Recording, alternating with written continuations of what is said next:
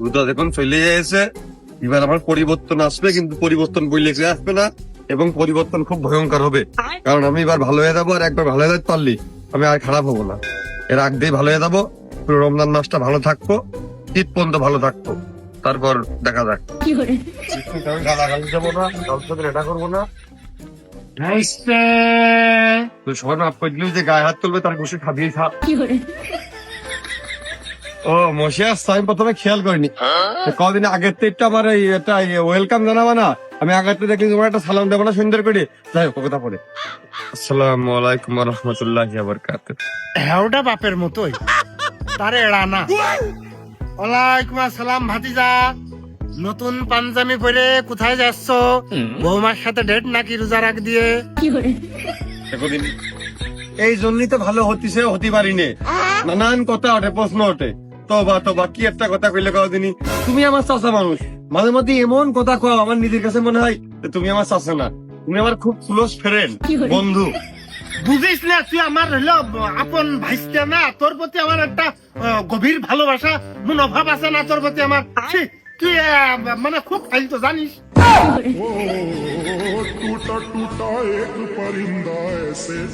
পাঞ্জাবি পড়েছ বলে আমি খুব ফাইলতো?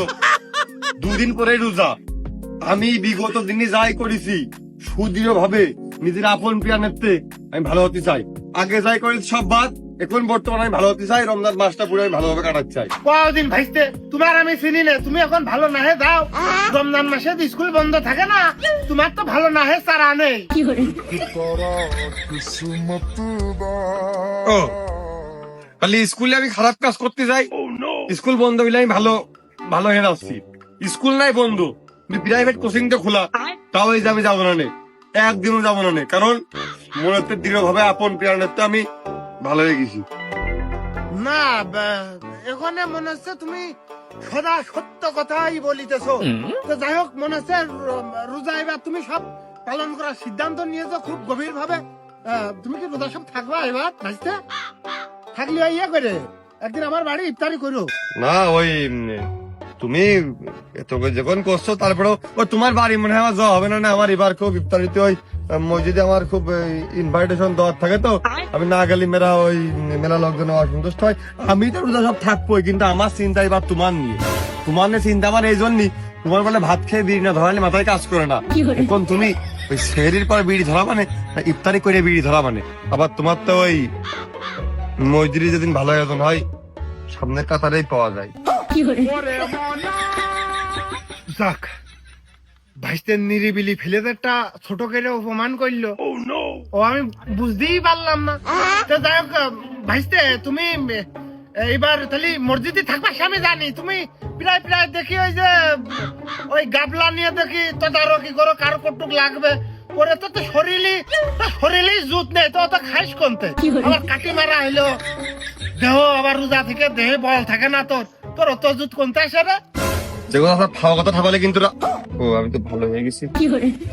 ওই কোনে কোনে তো শিখুন দেখলে জিম করা বডি না, আর আমি কোনেই বা এত খাই। আমি তো তোমাকে আর সবার আর কি ওই হেল্প করি, খেদমত করি। তোর কয়েকবার আমি দেখেছি, তুই যখন মসজিদে ওই ইফতারি করার উদ্দেশ্যে হেঁটে যাস, মনে হয় তোর শরীর চলতে এসে না, মুখ ঠেসা দিয়ে পলি বুলে সেই প্যাট মনে হয় তোর পিঠির সাথে লেগে যায়। কিন্তু ওই সময় দেখি বাবা কান তামাতে গিলিস, পারিস কি করে রে ভাইস্তে? কোনেই বা এত খাই, খাওয়া শুরু করে একটুকুন পরে না আমাদের সময় হয়ে যায়, ওই খাতে পারিনি বলে পরে একটুকুন থুয়ে দিই।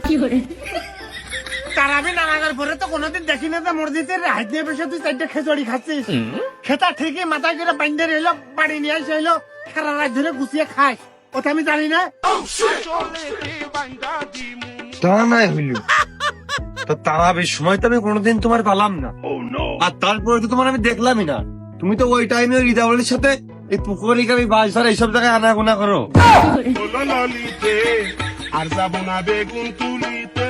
ভাইস্তে, তোর কথা না আমার আর একটু ভালো লাগছেন না। তুই খুব ভালো কথা করছিস, এত ভালো কথা চাচাকের সাথে না করতে হয় না। আমি রোজার মাস আসছেন না, এবার আমি তো প্রতিবারই হলো দেখিস না পর্বতের সময় তো চাষি আমার ডেকে দেয়, আমি রোজা থাকার চেষ্টা করি। না তুমি রোজা থাকার চেষ্টা করো না, এ কথাও ভুল।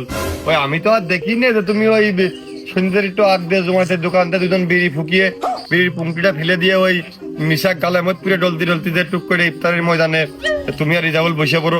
তুমি আজ এবার একটু চেষ্টাটা করিয়ে দেখি এবার রোজা সব দিক থাকার চেষ্টা করবা রে ভাইস্তে। এবার খুব খুব মনে পড়ে আমি সব দিক রোজা থাকবো এবার।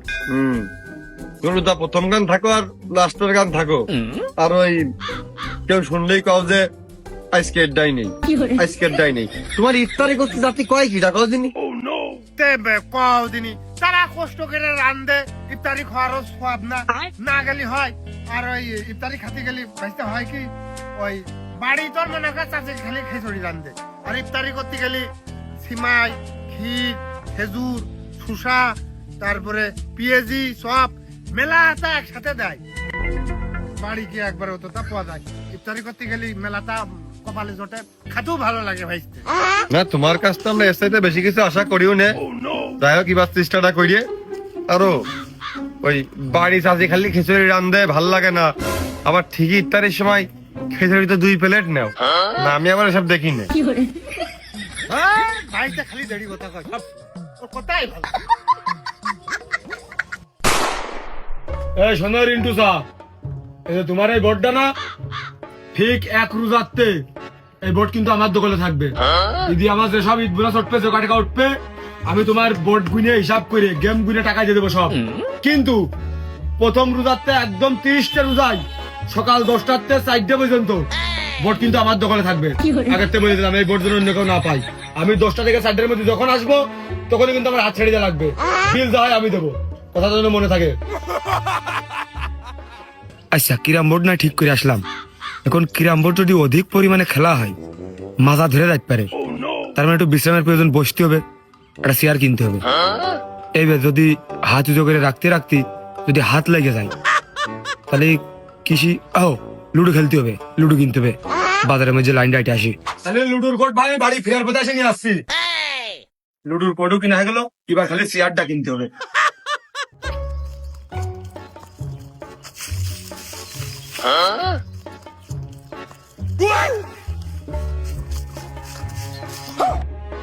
ये क्या है?